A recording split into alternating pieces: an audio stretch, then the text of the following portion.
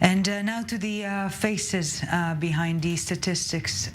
We want to welcome now here in studio Rachel Matha, creator of Remember Bio, and joining us via Zoom, Orit Mark Ettinger, daughter of Rabbi Michael Mark, and Rivky Rabinowitz, cousin of Yaakov Israel Palai and Asher Menachem Palai. Thank you all so very much for joining us on this somber evening. But before we talk grief, let's talk life. Orit, tell us about your father. My father was a very special person. Everyone was very love him. He was very friendly and kindly to everyone. And he was a manager of yeshiva in Jerusalem. And also he was a volunteer, managed the yeshiva in Othniel. And he was murdered in a terror attack in 2016. Yeah, so several years passed since Rivky. Your loss is not just young in terms of time, but also a loss of life that have yet to actually live. Tell us more about your loved ones.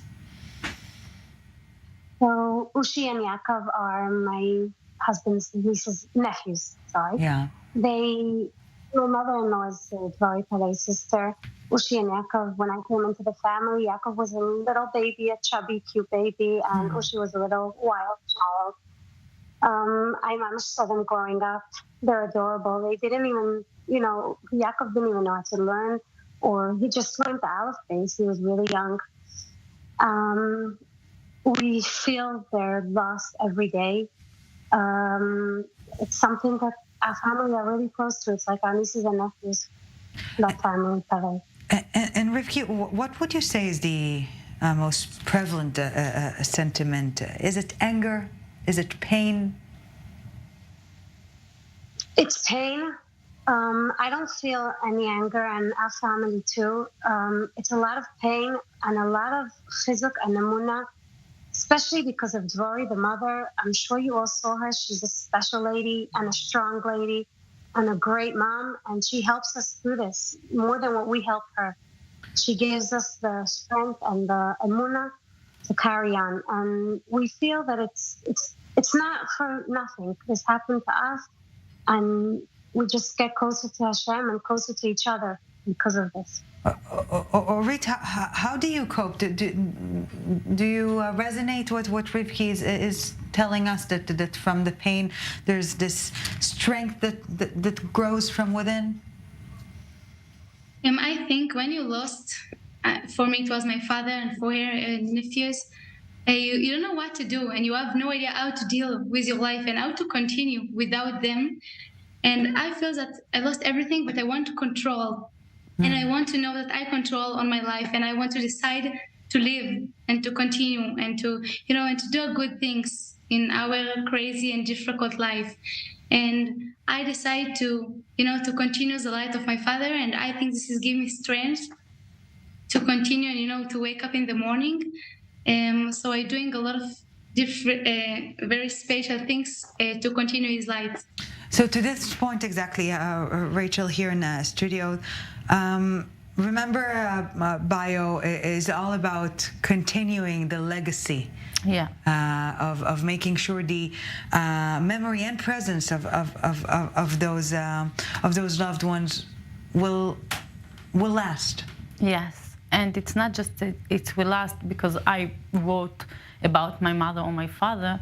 It will last because all the friends and all the family will come and share their memories and their pictures, and it's so amazing to meet pictures that you didn't know before and stories that you didn't know before about your father, mother, brother, sister, whatever you lost, a good friend.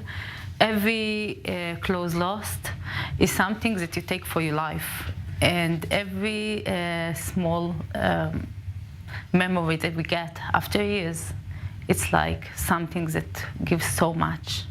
So what are perhaps the most resonating feedbacks you have received? The sense of creating a community surrounding grief, I understand, is a main feature of this venture. Yeah, So let me explain you where did I come from. So when I was 13 years of age, my mother was sick with cancer. She was 3 months hospice at home, and it was 13 years ago.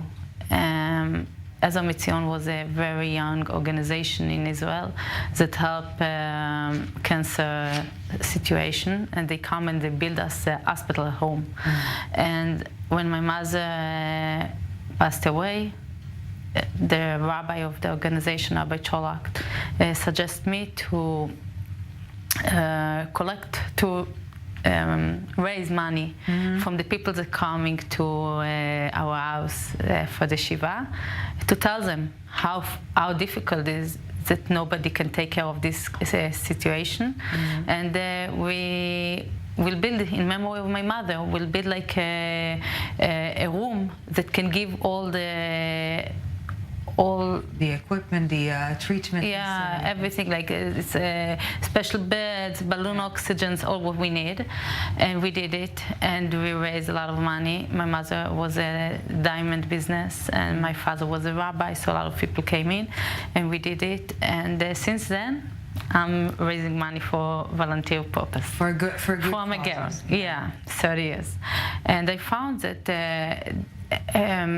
people that they are philanthropy, they want to feel community, they want to feel not just a little flag on the wall. They give millions, and then they get like a little flag on the wall in memory of. They want to feel the memory. They give it after a person, they do something. Look at Orit. She's doing an organization after her father. Everybody is going with a shirt with the name of her father. Everybody, it's so much to do after, and we want to hear the name more and more. And I felt like today we are so digital. We can take the name and make it like much bigger and give it to the people. So what I'm doing is like the flag stays, but there is a little QR code that connected between the flag and the person memories. And the soul, not just the name. And the little flag all of a sudden get a face and a story and substance. And, yeah. And substance.